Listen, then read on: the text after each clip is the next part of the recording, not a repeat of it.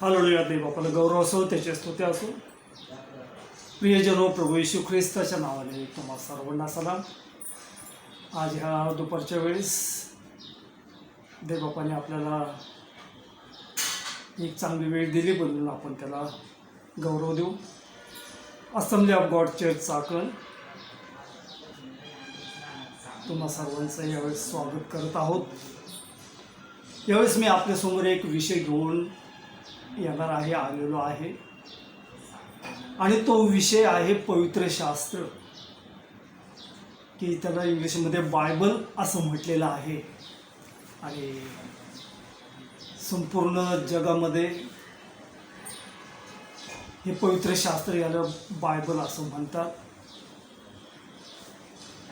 तर ह्या बायबलविषयी मला तुम्हाला सांगायला पाहिजे की हे बायबल किंवा पवित्र शास्त्र हे काय आहे. पुष्कळशा लोकांना फक्त बायबल हे फक्त माहीत आहे, पण हे पवित्र शास्त्र होली बायबल हे काय आहे, तर हे बायबलमधूनच मी आज तुम्हाला सांगत आहे. तर ह्या बायबलला,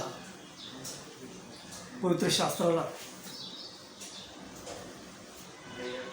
हे एक नियमशास्त्राचा ग्रंथ असं म्हटलेलं आहे. नेहमीचं पुस्तक याचा 8वा अध्याय 3ऱ्या वचनामध्ये, आणि गलतीकरास पत्र याचा 3रा अध्याय 10व्या वचनामध्ये असं म्हटलेलं आहे की हे जे काही पवित्र शास्त्र आहे, हे बायबल आहे, की हा नियमशास्त्राचा हा ग्रंथ आहे, की त्याला इंग्लिशमध्ये असं म्हटलं की बुक ऑफ लॉ. दुसरी गोष्ट, पवित्र शास्त्राला असं म्हटलं की हा ग्रंथ आहे. ह्या जगामध्ये अनेक ग्रंथ आहेत, पण हे जे काही पवित्र शास्त्र आहे, हे पवित्र शास्त्र हे अद्भुत, हे असं पवित्र शास्त्र आहे. त्यानंतर ह्या पवित्र शास्त्राला बायबलमध्ये असं म्हटलेलं आहे की हे परमेश्वराचं हे धर्मशास्त्र आहे, की त्या शास्त्राप्रमाणे आम्ही चालावं. त्यानंतर बायबलमध्ये असं म्हटलेलं आहे की ती आत्मेची तलवार आहे. आणि पवित्र शास्त्र हे एक शास्त्र आहे, की त्या शास्त्राप्रमाणे आम्ही चालावं. आणि पवित्र शास्त्राला बायबलमध्ये असं म्हटलेलं की हे याच्यातले जे वचन आहेत ते एक दिवा आहे, हे प्रकाश आहे. आणि ह्या बायबलमध्ये जीवनाचा मार्ग हे ठिकाणी दाखवलेला आहे. आणि पवित्र शास्त्रामध्ये, बायबलमध्ये हे परमेश्वराचे जे काही वचनं आहेत, की ते शुद्ध वचनं आहेत.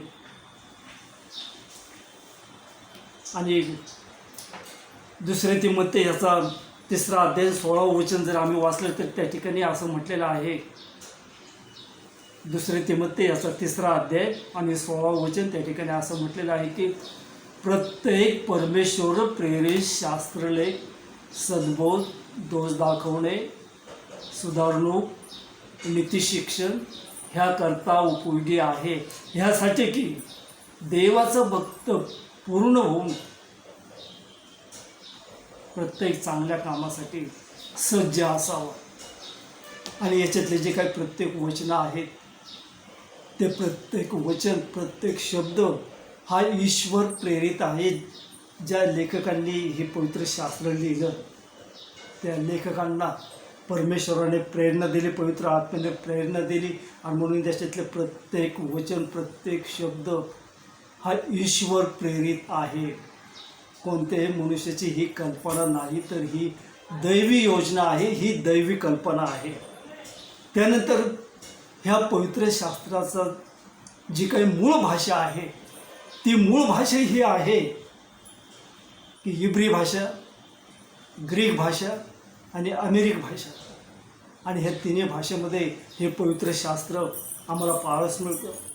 आणि या पवित्र शास्त्राचे दोन भाग आहेत. पहिला भाग जुना करार, दुसरा भाग नवा करार. जुन्या करारामध्ये 39 पुस्तकं आहेत, नव्या करारामध्ये 27 पुस्तकं, असं एकूण 66 पुस्तकं आहेत.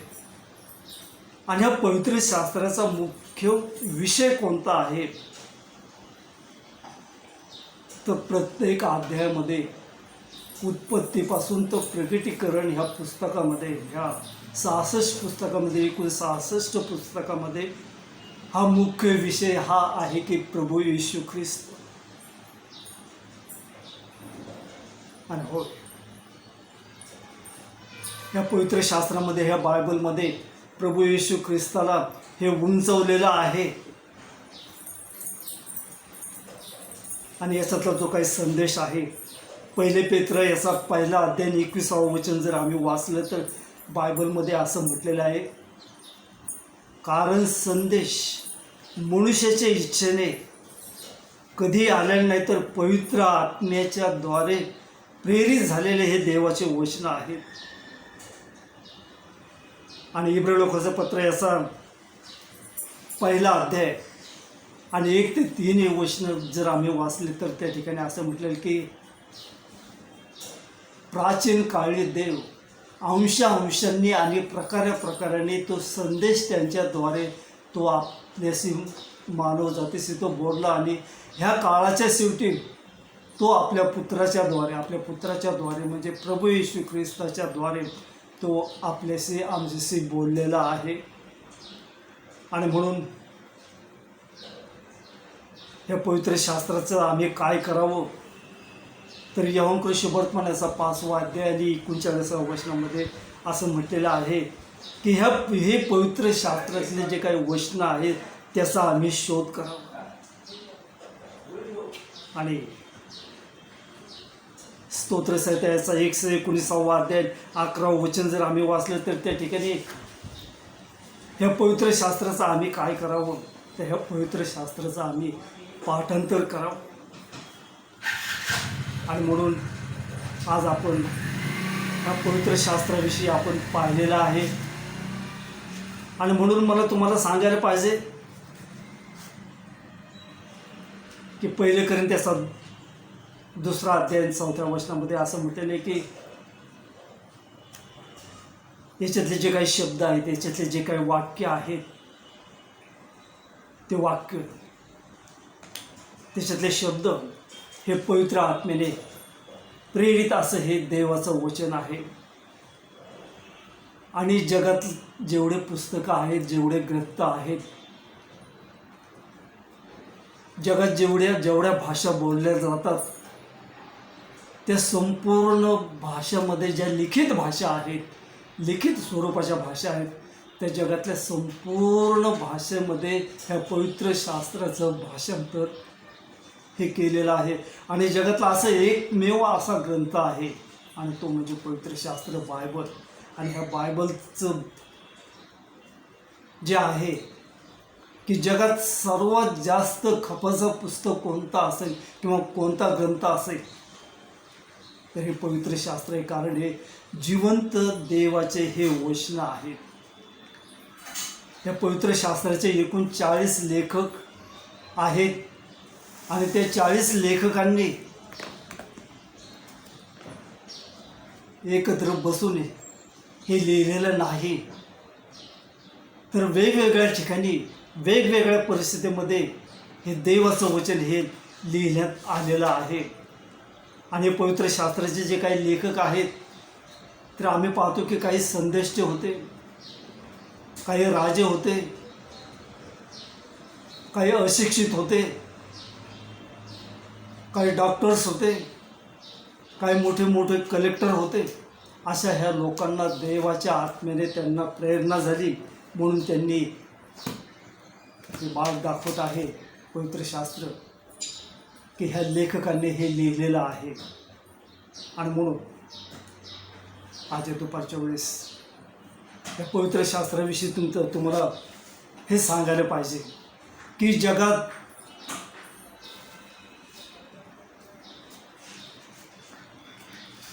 आम्ही जगत असताना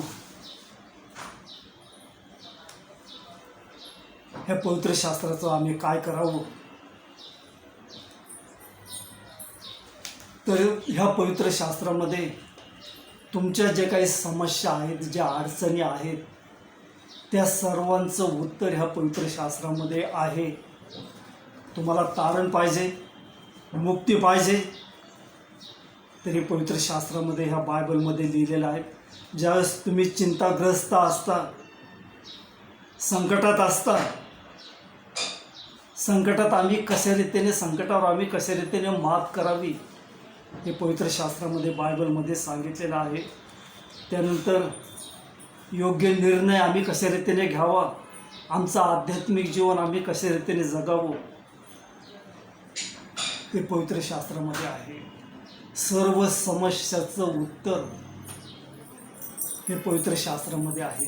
आणि म्हणून जर तुम्हाला पवित्र शास्त्र हे वाचायचं आहे, त्याच्यावर विचार आणि मनन करायचं आहे, तर तुम्ही जगात कुठेही जा, जे ख्रिश्चन लोक आहेत त्यांच्याकडं तुम्ही मागणी करू शकता किंवा माझ्याकडे तुम्ही मागणी करू शकता.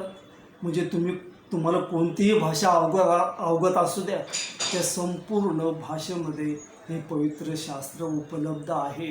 हे जिवंत देवाचं वचन आहे. आणि ह्या महामारीच्या दिवसामध्ये, ह्या संकटाच्या दिवसामध्ये आम्ही कशा रीतीने या महामारीवर मात करावी याचा उत्कृष्ट मार्गदर्शन या पवित्र शास्त्रामध्ये आहे. आणि म्हणून चला, तुम्हाला जर पवित्र शास्त्राचा अभ्यास करायचा आहे, जिवंत देवाचं वचन तुम्हाला वाचायचं आहे, तर ह्या पवित्र शास्त्रामध्ये आहे. पवित्र शास्त्रामध्ये इतिहास आहे, प्रेमकथा आहेत. तुम्हाला जे काही पाहिजे आहे ते संपूर्ण ह्या बायबलमध्ये तुम्हाला सापडणार आहे. आणि म्हणून जे तुम्ही आज हे ऐकत आहात, की त्या तुम्हाला विनंती करतो की ह्या जिवंत देवाच्या वचनाचा तुम्ही अभ्यास करा. आणि म्हणून चला, देवबाप तुम्हा सर्वांचं तो सहाय्य करो. देवबाप तुम्हाला भरपूर आशीर्वाद देऊ. आणि ही मुलगी आपल्यासमोर बसलेली आहे, त्याला हे पवित्र शास्त्राची आवड आहे आणि खात्री आहे की तिला ज्या भाषा अवगत आहेत, ज्या लिखित आहेत, तिचा निश्चितरीतीने ते अभ्यास करणार आहे. देवबाप तुम्हा सर्वांचं सहाय्य करो. ह्या मुलीप्रमाणे तुम्ही या पवित्र शास्त्राची, तुम्हालाही सुद्धा या पवित्र शास्त्राची गोडी लागावी ही आमची अपेक्षा आहे. आणि म्हणून देवबाप करो, या त्याच्या वचनाच्याद्वारे तुम्हा सर्वांचं सहाय्य करू. हालेलुया. देवबापाला गौरव असो, त्याची स्तुती असो. येशू तिचे.